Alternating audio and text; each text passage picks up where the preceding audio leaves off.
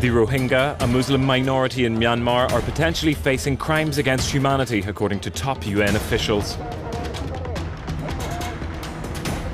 Today, 500,000 Rohingya refugees live in Bangladesh.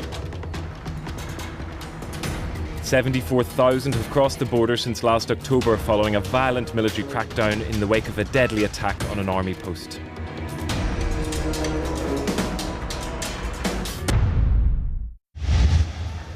Kutu Palong is the biggest refugee camp in southeast Bangladesh. The registered camp and the makeshift camp stand side by side. The latter hosts over 66,000 people, the so-called undocumented Myanmar nationals. The vast majority are Rohingya who have been denied refugee status. 15-year-old Zanat is among them. She arrived 3 months ago. Married at 13, she told us she was raped by Burmese soldiers when she was pregnant. The military came to my place and they took my husband. That evening they came to take me as well. They brought me to the bush and around 5, 6, 7 soldiers raped me. I feel very bad that many people have been killed by the soldiers. I feel very bad because many Muslims have been tortured and killed in front of us. Many people.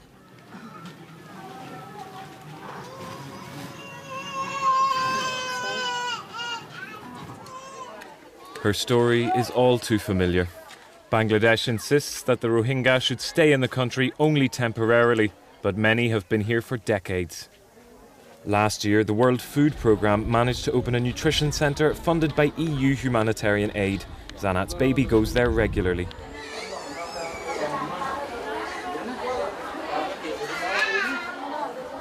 In the center, we have around 7,006 to 59-month children and around 1,390 pregnant and lactating women. Since October, we have seen 40% increase in the regular daily beneficiary. Babies are measured and weighed once a month. Their mothers are also given super cereals with vitamins to combat malnourishment. The other residents of the makeshift camp receive food by distribution, while in the nearby official camp, registered refugees receive e-cards. The aim is to harmonise the assistance offered. A pressing problem is not only food, but also access to healthcare. We drove from Kutu Palong to Leda, next to the river Naf, the geographical border between Bangladesh and Myanmar. The International Organisation for Migration opened a clinic here near the makeshift camp last October, thanks to European funds. It soon became a referral hub with over 5,000 patients per month. We took a tour with Dr. Mohiuddin, starting with the emergency centre. We can handle all sorts of emergency cases, complicated cases through this centre. We can refer them to the higher level centre instantly. This is a disability prevention and rehabilitation corner of this facility. The clients are coming from the makeshift settlement. This is the laboratory. We provide very basic but very comprehensive range of laboratory services.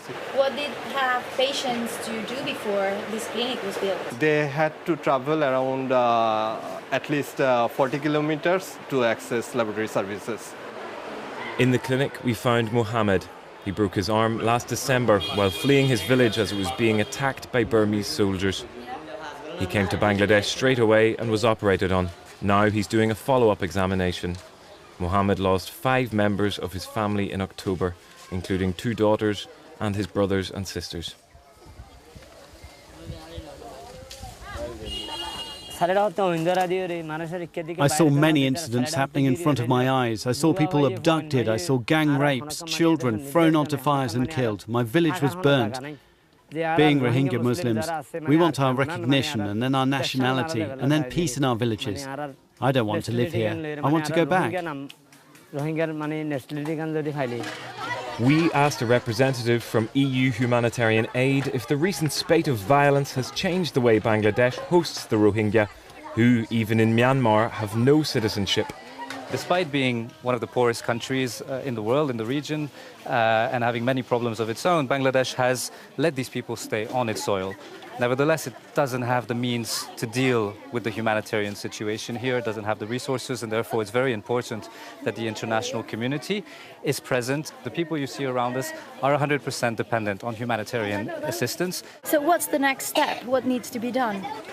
Well, obviously, humanitarian assistance on its own is not a long-term solution, and there is a need for a long-term solution to this crisis. The solution can only come from political willingness to deal with the problem, mostly on the other side of the border in Myanmar, where these people keep fleeing to this side of the border.